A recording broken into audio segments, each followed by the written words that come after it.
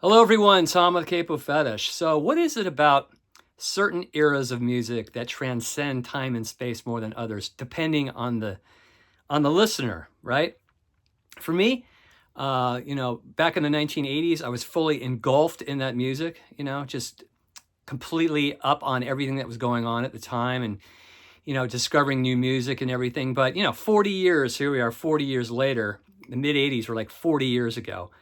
And a lot of that music just doesn't resonate with me anymore. It's probably one of the few decades of music that I really do not listen much to anymore. So I'm going to talk about in this video 10 80s albums I can no longer relate to. All right, I'm going to do this in chronological order. I'm going to start off here with an album from 1981, and this is a band that I was absolutely fanatical about from about 1981 to 83. Pretty much throughout high school. I saw them 3 times in 1981. Once at the Country Club in Reseda, their very first show in LA. Saw them again a few months later at Santa Monica Civic. And at the end of 1981, I saw them at the Hollywood Palladium. So I saw this band 3 times in 81, and I thought they were the most amazing band. I thought the guitarist had just a really unique sound. The lead singer, frontman, had a lot of charisma. I'm talking about U2. And I'm talking about their second album, October, from 1981. Now, I love their first album, Boy. I think that's just a timeless classic. I still like that album, but this album along with War, I don't think I've listened to these in over 30, 35 years. I haven't had any desire. When this came out in 81, I was really, like late 81, I was really, really excited because I was so into the Boy album. I think I played that night and day for months. And I really loved this album too when it came out. And it's probably their most, I guess you would say, most unpopular record. No one ever really talks about this. But I loved it at the time, and the tour behind it was incredible. The show was just absolutely crazy at the Hollywood Palladium, and it was just an album that I played to death. But I have had no interest in listening to this in 35 years or so. It just doesn't resonate with me anymore.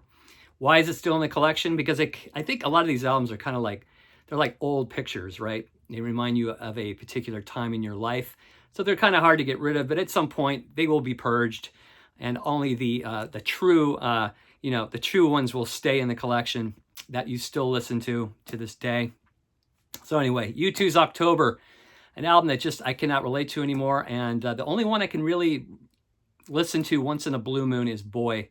So October from 81. Now, I'm a huge power pop fan. If you've been watching a lot of these videos, I've made several power pop videos. But there's a certain kind of power pop I don't really care for anymore, and that's this type of power pop, the Tommy two-tone top power pop, and like Marshall Crenshaw. I loved it at the time, but now it just seems kind of dated. It doesn't have that kind of long-lasting appeal like bands like Big Star or Badfinger or even a lot of the great 90s power pop bands. And it just sounds just kind of sterile to me. And I loved the hit 8675309, and I thought the whole album was pretty good, pretty rocking. But again, just had no desire to play this for many, many years. So this is going in probably the purge file at some point. Tommy Two-Tone 2 from 1981. Here's another band I was really into, but only for a short time. People compared them to U2. I was really into this kind of heavily reverbed guitar sound at the time, like The Edge, And I remember when this came out, people compared it to U2, so I had to buy it. I remember seeing this band twice. I saw them at the Hollywood Palladium in 84. I saw them at the Palace in Hollywood in 83. They were fantastic. I thought the lead singer was incredible. I'm talking about Big Country, their first album. Great album, but I just can't really relate to it anymore. It reminds me of like being 18 years old, and obviously that was a long ass time ago. So I don't think I've played this in at least 40 years, maybe. Maybe I should again, but I've had no interest. There's something about that period in time. There's certain periods of time you just don't want to go back to, right? Even listening to the music. It's just like I said earlier, it's like there's certain things depending on the individual, certain albums that transcend, time and space. Others don't for whatever reason. This is one of them right here. Loved it at the time, don't like it anymore, or just I don't have any interest in it anymore. So Big Country, their first album, The Crossing, it is a good album, but I just don't really have any need to listen to it anymore. And I love David Bowie's 70s output. I've talked about it a lot on this channel. I just think everything from The Man Who Sold the World to Scary Monsters, those are all just amazing albums. And I loved this album when it came out. It reminded me when I graduated in 83. And it was played throughout the summer. I remember there were albums during the summer of 83 that were just played nonstop, like The Police, Synchronicity, and this particular album, Let's Dance by Bowie. And 3 of the songs on here got a lot of airplay. Modern Love, China Girl was the other one. Modern Love, China Girl. Oh, and Let's Dance, the title track. And the rest of the album I thought was kind of mediocre, but I still played it, throughout 83, a little bit of 84. But I think I kind of lost interest in Bowie after the next album, Tonight. I never bought that. And it really just reminds me of that particular period in time for me, 1983, the summer of 83, just having graduated high school. And I haven't listened to this in years, have had no interest. I'd rather put on Station to Station or Low or Ziggy than Let's Dance. So just another one I just really cannot relate to anymore. 1984, there were a lot of bands that were kind of on the REM bandwagon train, cranking out jangly pop, and I like a lot of that stuff. And I really liked this band for a short while. It was Mitch Easter's band who produced REM, and the band's name is Let's Active, and I really loved this album at the time, Cypress, but again, for some reason, I just have no interest in listening to it. I just really cannot relate to a lot of this stuff here from the 80s anymore. There was a track on here I really loved called Flags for Everything. Really, really cool. But again, I think it's just a time and a place, some of these albums for me. So Let's Active, their album Cypress from 1984. Another one going in the pile, maybe a Purge at some point. 1985, an album that was played to death. And even though it was played to death, I loved it. And I loved their first album. But the second one here, I just cannot listen to anymore. It doesn't really resonate with me at all. And that is Tears for Fears, songs from the Big Chair. Shout, I can't listen to anymore.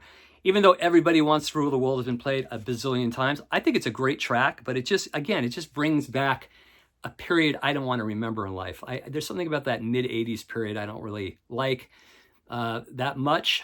Yeah, Head Over Heels, a good song. I mean, a really polished album, but just cannot really relate to it anymore. So Tears for Fears, songs from the Big Chair from 1985. Hard to believe this was 40 years ago. That is mind-blowing. 40 years ago. Another one from 1985 that I really dug. And I think just from overplaying it and hearing it a lot on the radio, I got sick of it. And I don't think I ever really need to hear it again. And that is the Cult's Love album. She Sells Sanctuary. We played it in my band as a cover for a while. There were some really good tunes on here. Nirvana is a great track. Phoenix, Hollow Man, Revolution. But I don't know. It just doesn't hit the spot. Doesn't hit that soft spot for me anymore. So another one, The Cult Love from 1985. Probably will never listen to it again. Here's a band that I really loved for a short time, maybe a couple years. Saw them live at the Roxy in '86. And it seems like after that particular show, or after that particular, what was that album called? It's called The Wishing Chair. And after that album, after they put this album out, In My Tribe, they became huge. And I'm talking about the 10,000 Maniacs. Something about Natalie Merchant's voice really kind of grates on me now when I hear it, when I hear her solo songs come out on the radio. But I really loved this stuff at the time. I loved the whole folk rock vibe of it and everything. What's that track? Like the Weather, I really liked. What's the Matter Here? The Painted Desert, Hey Jack Kerouac. But I just have no interest in listening to this stuff anymore. I think it was good for the time. Like there's just certain music that's good for the time depending on the individual. But then as time passes, just other stuff comes into play. And I mean, just other stuff just transcends, It just depends on the listener, right?